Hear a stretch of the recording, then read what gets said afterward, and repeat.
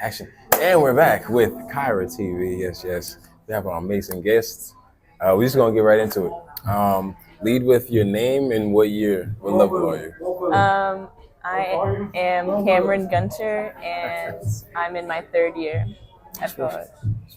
And what year are you? You did say what year. Where are you from? I'm sorry. Oh, I'm from Louisville, Kentucky, and I go to school in Denver, Colorado. Kentucky. Yeah, Wow, wow. That's intense. Is it is that technically considered like deep south or no, right? yeah. I guess not deep south, but Definitely the south. yeah, it's a little Okay. country, a little Okay. Midwest. I like it. Okay, so I have never been yet. Oh yeah, it's nice. All right, so let's get right into it. Definitely look at the camera, but I'll sometimes look at you, to refer. Um, what do you think the state of, I want to get this more clearly said. How do you feel about the current state of Ghana, or if you want to go maybe a little broader, how do you feel about the current state of Africa? I think that there's a lot of lovely things about Africa, and it's like a completely different way of living than like the Western world, which is very nice. But there's definitely a lot of problems with like just resources and sanitation and all these things that can, I don't know, that if they were changed, I feel like it would be a lot Better. richer of a place. Yeah. And it's wild that you say resources because this is the most minerally rich continent on the planet, and yet it doesn't have resources. How can you speak to that? You mentioned resources, but it has resources. We're in the middle of a party, so don't mind us. But yeah. So how would you speak to that? The resources, I feel like definitely the control of their own resources and just resources in the sense of maybe distribution of things and like larger scale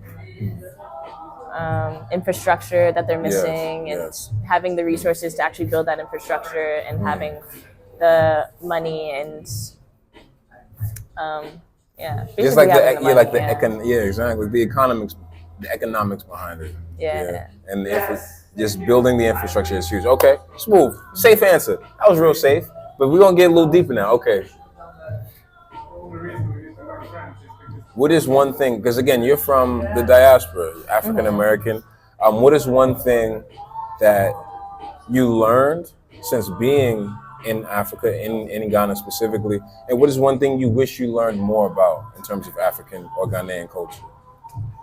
I mean, I just definitely learned about the culture in general and the different ways people act and interact and like expect to be interacted with, like greeting people, and it's definitely something I don't see or like didn't really understand when I was back home when I met like Africans who were from just various parts of Africa, and like how it can be hard to interact with Black Americans because they just don't get it, and they have like a different sense of what is like appropriate socially. And values. And values, and definitely values. Because you mentioned like some of what people anticipate you doing, like just walking into a room, you have to, especially when older people are there, you have to greet them.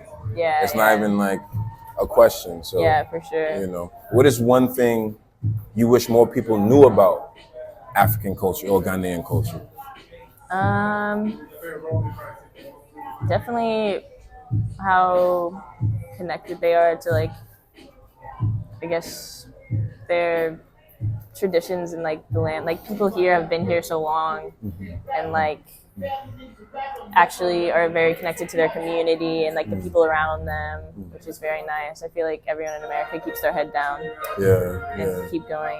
Because that historical past is not pleasant in terms of the genocide of Native Americans and the enslavement of Africans. But that's another story. It's what brings us here today, African Americans. Okay. One of the last ones. You're doing great. Okay, but we want to turn up the notch a bit.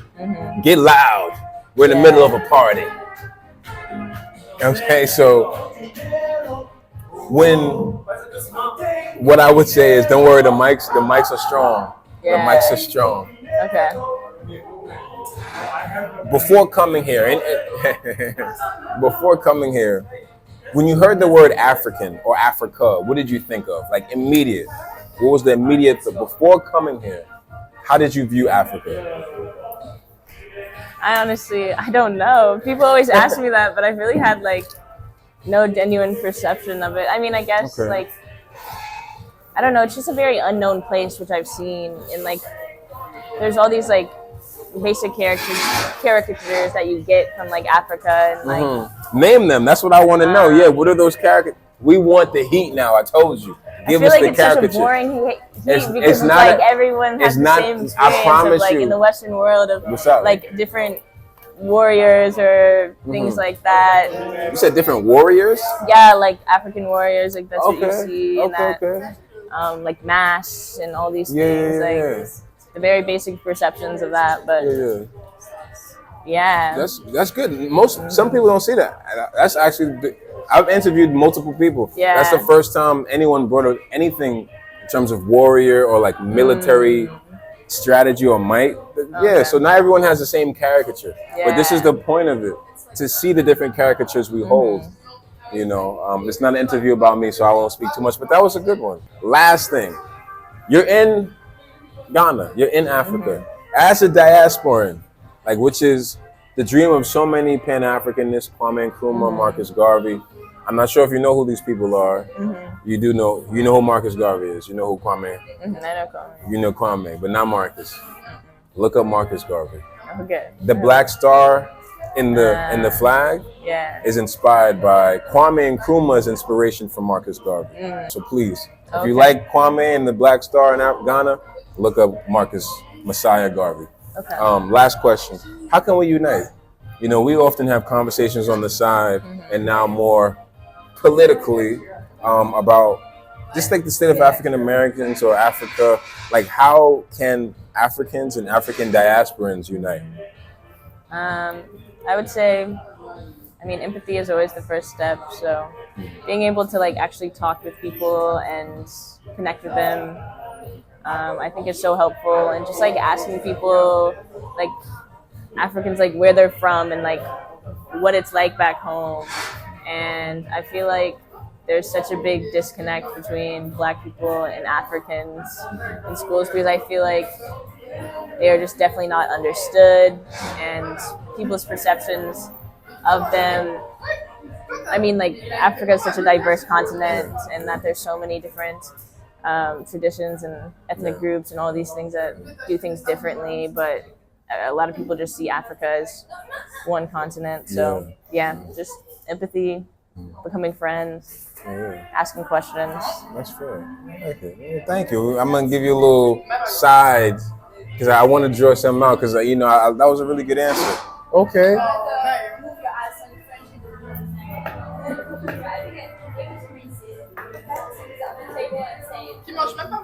Okay, I'm sorry.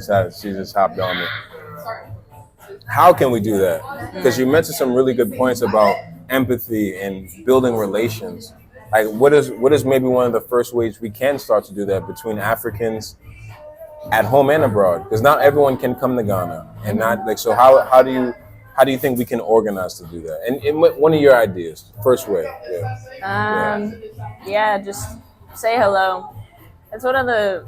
But what if they don't have the access to come here? That's what I'm saying. Just like in America, like Africa, there's Africans everywhere. Yeah, Just yeah. like I think a lot of people often avoid them because there's like large cultural differences. But that's what I liked most about Ghana is that you can go up to pretty much anyone and just say hello and have a conversation with them, which I feel like is not an expectation in the United States. And so, yeah, just talk to people. They're very friendly. Yeah. Thank you. Thank you so much. Yes.